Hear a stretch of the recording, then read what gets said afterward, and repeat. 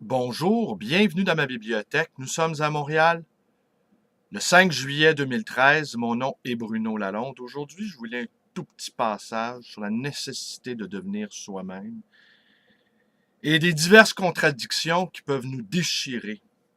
Et c'est tiré de ce livre, Montaigne et ses trois premiers-nés, d'Élie-Faure, et l'exemplaire que je vous présente ici à l'écran est autographié par Élie-Faure. Un petit mot d'abord sur Élie-Faure, qui a été abondamment plagié par André Malraux. La dette de Malraux à son égard, elle est immense, mais c'est une dette honteuse qui ne sera jamais remise. Malraux ayant bien pris soin d'effacer toute trace d'influence fondamentale sur son travail, influence fondamentale d'Élie-Faure. C'est également Élie-Faure un des maîtres à penser d'Henri Miller. Henri Miller nous dit à quel point son histoire de l'art a été déterminant dans la formation de son parcours intellectuel, et il dit même que c'est là une des raisons qui l'ont conduit à s'exiler à Paris. Élie-Faure, neveu d'Élisée Reclus, géographe et anarchiste, Élie-Faure qui a été l'élève de Bergson, qui est devenu médecin, et qui a pris parti pour les républicains contre Franco dans la guerre d'Espagne. Il en a même ramené un livre absolument fondamental, que je vous lirai à un moment donné, Les Méditations catastrophiques. Et il se désolait, Élie-Faure, de l'apathie déjà du peuple français et le lâchage même des socialistes à l'égard des républicains espagnols. Aussi, avant d'aller plus loin, et de répondre à cette question que m'a envoyée mon jeune ami M, qui se reconnaîtra ici, qui me demande mon avis sur le suicide de Dominique Vénère, eh bien, je voudrais rappeler que les trois vertus du poète sont le courage, l'énergie et la générosité. Je pense ici à Yvon Jean, qui déploie ces trois qualités. Il ne faut surtout pas devenir un poète professionnel. Un poète doit toujours rester un amateur, un amoureux, et il ne doit pas quémander de subventions.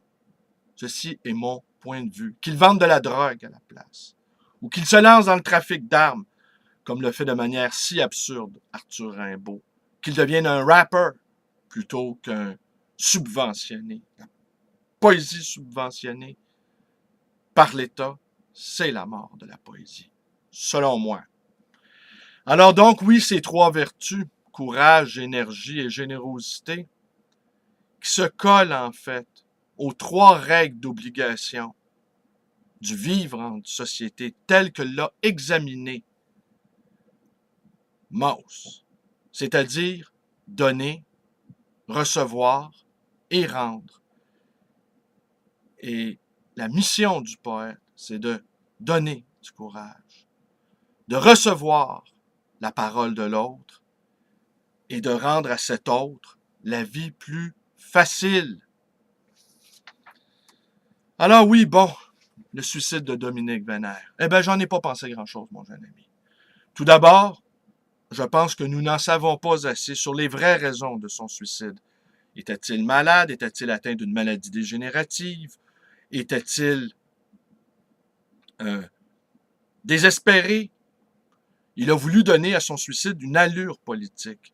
Et quant à moi, son suicide spectaculaire à Notre-Dame de Paris, tout en se disant un païen, il aurait mieux valu qu'il se suicide dans un supermarché. C'eût été plus approprié selon ses conceptions de la vie. Donc, suicide trop spectaculaire à mon sens, pour être honnête.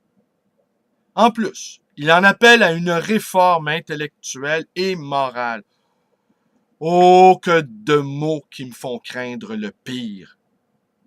Quand on entreprend de réformer moralement les gens, c'est qu'on se prépare, non pas à se tirer une balle dans la bouche, mais à leur braquer un pistolet sur la tempe. Je ne vois pas d'autre manière que de réformer la moralité des autres que de les menacer. Et ça aussi, pour moi, ces appels-là à ces grandes réformes-là, morales et spirituelles, m'apparaissent extrêmement inquiétantes. Évidemment, il parle également de la reconquête. Encore là, le mot conquête me fait peur et le mot reconquête me fait également peur. Et en plus, il en appelle à des valeurs millénaires de la famille. Ça aussi m'étonne car la famille a connu, depuis le début de l'histoire occidentale, tellement de mutations, tellement de changements. De quelle famille parle-t-il?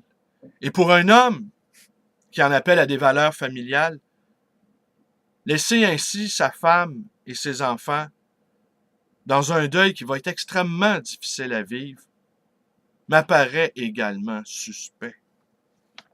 Alors voilà, je n'en pense pas grand bien. Et la réplique d'une des femmes le lendemain qui a bondi à Notre-Dame de Paris et qui a fait mine de se tirer une balle dans la bouche, eh bien, relevait de la même logique.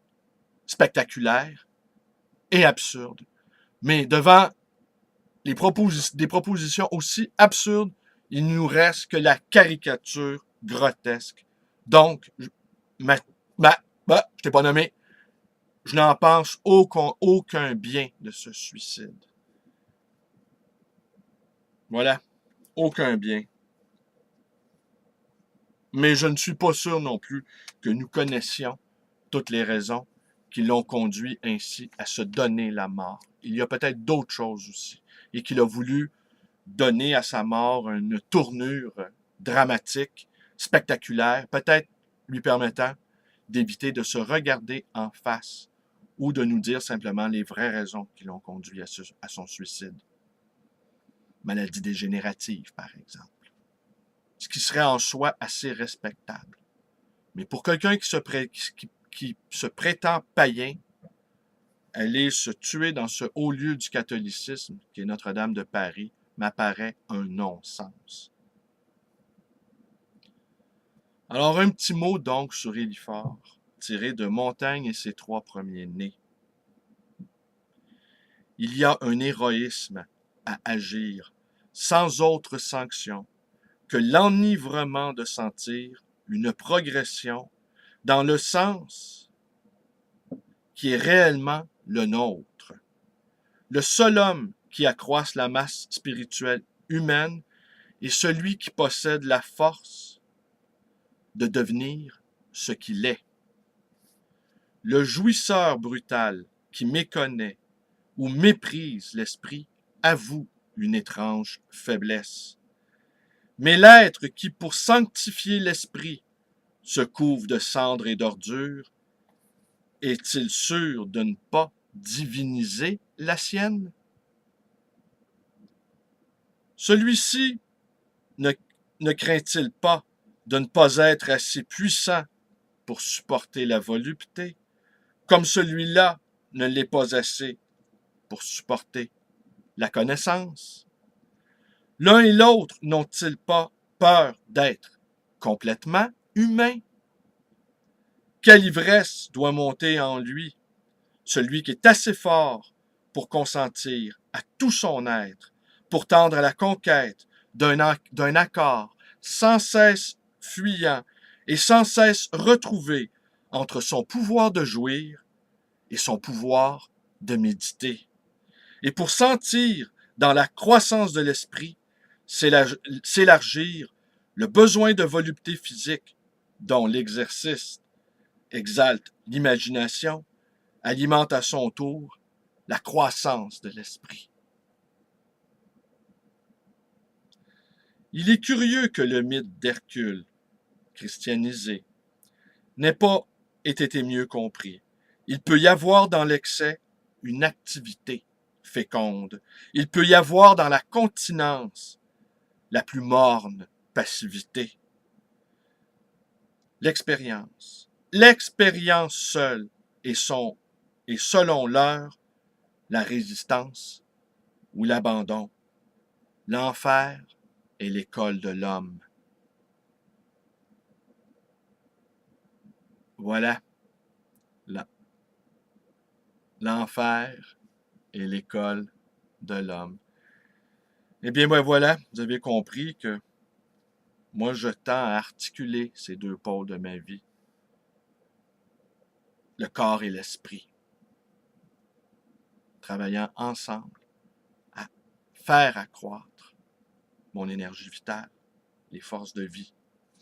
Je ne choisis pas l'un au mépris de l'autre. Les deux doivent aller ensemble. Et n'est-ce pas notre ami Barbé d'Aurevilly, pour rester dans les références catholiques, qui lui faisait l'amour une fois par année, mais toute une nuit. Et après cela, il avait une nuit là, pas une petite vite, une nuit complète d'amour physique. Et après cela, ben, il avait tout le reste de l'année pour écrire. Il avait assez d'énergie pour continuer d'écrire. Alors, je vous remercie d'être avec moi. Mes vidéos vous plaisent. Vous connaissez la suite. Ma page Facebook, vous connaissez la suite. Ma librairie d'occasion et d'ancien, le Livre Voyageur, dans le quartier Côte-des-Neiges à Montréal. Vous connaissez la suite. Et mon numéro de téléphone dans le 514-736-0999. Merci et bonne journée à tous.